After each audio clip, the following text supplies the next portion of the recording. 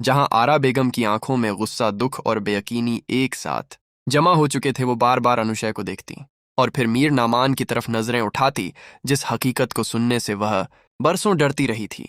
आज वही हकीकत उनके सामने जिंदा खड़ी थी। मीर नामान ने भारी लहजे में कहा, मैं जानता हूं मैंने तुम्हारे साथ बहुत बड़ा जुल्म किया है, लेकिन अब जो सच सामने आ चुका है उसे बदला नहीं जा सकता।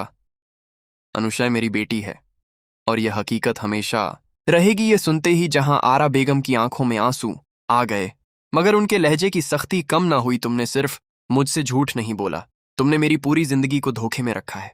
25 साल तक मैं तुम पर एतबार करती रही और तुम मेरे पीछे एक और जिंदगी जीते रहे। कमरे में खामोशी छा गई। अली रिजा और ईसामा भी सिर झुकाए खड़े थे। दोनों की नजरें अनुशय पर थीं, जो खुद भी खौफजदा और बेबस दिखाई दे रही थी।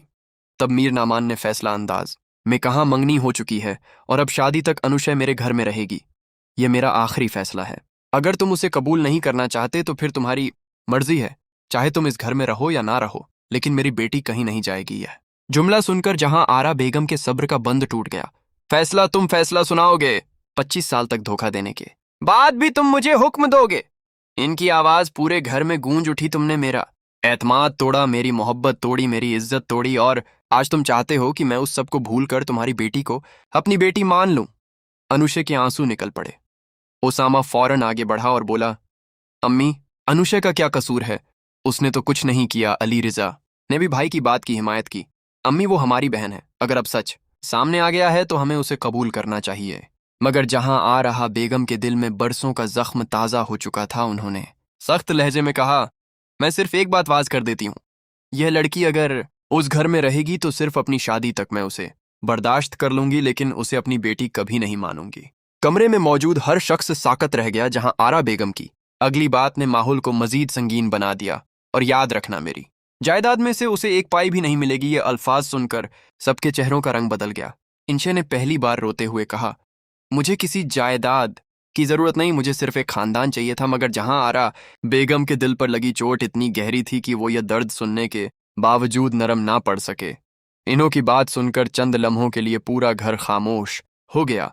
मगर जहां आरा बेगम की आंखों में जमा बरसों का गुस्सा अभी खत्म नहीं हुआ था।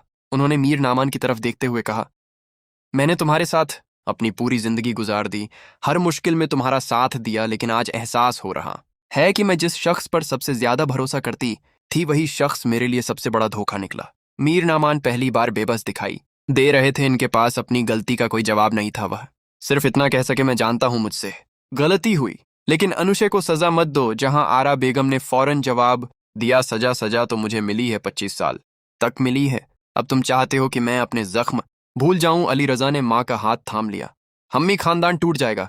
जहां आरा ने नम आंखों से अपने बेटे को देखा। बेटा, खानदान उस दिन टूट गया था जिस दिन तुम्हारे बाप ने मुझसे सच छुपाया था। यह जुमला सुनकर मीर नामान की नजरें झुक गईं। इन्हों मुसलसल रो रही थी। उसके दिल में सिर्फ एक ख्वाहिश